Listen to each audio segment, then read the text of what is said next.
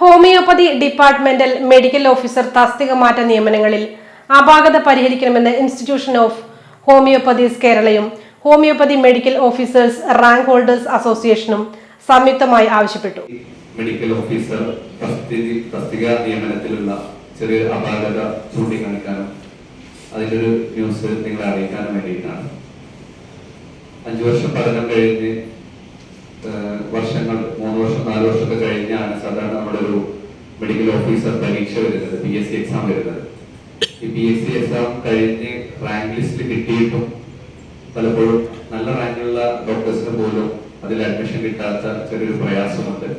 അപ്പൊ അതിലുള്ള ഏറ്റവും പ്രധാനപ്പെട്ട ഒരു വിഷയമാണ് ഈ തസ്തിക മാറ്റം മൂലം, ബൈ ട്രാൻസ്ഫർ റിക്വസ്റ്റ് മൂലം 5 വർഷം കൂടുമ്പോൾ മാത്രം നടക്കുന്ന ഹോമിയോ മെഡിക്കൽ ഓഫീസർ തസ്തികയിലേക്കുള്ള PSC പരീക്ഷയിൽ 100-ൽ താഴെ ഉദ്യോഗാർത്ഥികൾക്ക് മാത്രമാണ് നിയമനം ലഭിക്കാറുള്ളത്.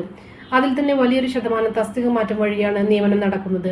നിലവിൽ ഏകദേശം 1000-ൽ പരം ഡോക്ടർമാരെയും മറ്റു സംസ്ഥാനങ്ങളിലെയും ഹോമിയോ മെഡിക്കൽ കോളേജുകളിലും രജിസ്റ്റർ ചെയ്യുന്നുണ്ട്. ആയതുകൊണ്ട് തന്നെ ഓരോ മെഡിക്കൽ ഓഫീസർ PSC പരീക്ഷയ്ക്ക് ഉദ്യോഗാർത്ഥികളുടെ എണ്ണം വർദ്ധിച്ചു വരുന്നു എന്നത് കണക്കിലെടുക്കേണ്ട അപേക്ഷിക വസ്തുതയാണ്. ഇതുകൊണ്ട് തന്നെ മത്സര പരീക്ഷയിൽ വിജയം നേടുക എന്നത് വരുന്ന നാളുകളിൽ കാഠിന്യം വർദ്ധിച്ചുകൊണ്ടിരിക്കുന്ന കാര്യമാണ്.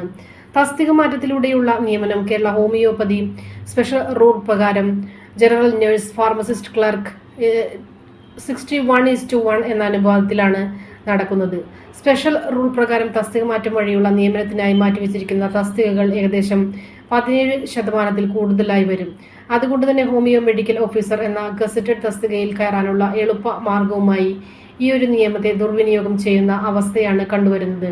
IHK general secretary doctor M. Muhammad Aslam, doctor Shihad Ahammed, IHK membership secretary doctor Faz Rahman, PSC medical ഓഫീസേഴ്സിനെ പ്രതിനിധീകരിച്ച് doctor Abhijith V, doctor Athul KS, doctor Shilpa TP തുടങ്ങിയവർ പത്രസമ്മേളനത്തിൽ പങ്കെടുത്തു.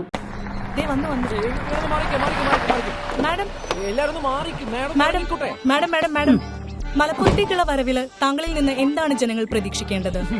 മലപ്പുറം ഇവിടുത്തെ ആൾക്കാരും പണ്ടേ പൊളിയാണല്ലോ. അപ്പൊ മലപ്പുറത്തിനൊത്തൊരു മാസ് ഐറ്റം ആയിട്ടല്ലാതെ ഞാൻ ഇങ്ങോട്ട് വന്ന് കയറും തോന്നുന്നുണ്ടോ? അതെന്തായാലും ലോകം ഫ്യൂച്ചറിസ്റ്റിക് ആവുമ്പോ ഞാൻ മലപ്പുറത്തെയും ഫ്യൂച്ചറിസ്റ്റിക് ആവും. ലോകത്തെ അപ്ഡേറ്റഡ് ആയ എല്ലാം ഞാൻ മലപ്പുറത്തിന്റെ ഉള്ളം കയ്യിൽ വെച്ചു കൊടുക്കും. മാസായ മലപ്പുറം ഇനി മരണമാസം. ഇത്ര വലിയ പ്രഖ്യാപനങ്ങളൊക്കെ വേണ്ടിയിരുന്നു നേതാവേ.